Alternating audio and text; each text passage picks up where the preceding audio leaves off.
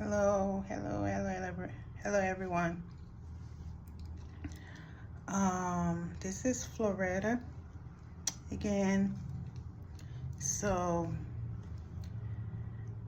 um, I have something to share, but I will appreciate everybody if you can share this video for me, because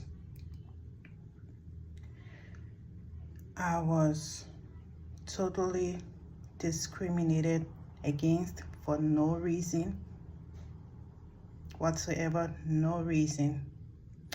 So what happened is, I've been telling my stories online. Me and my kids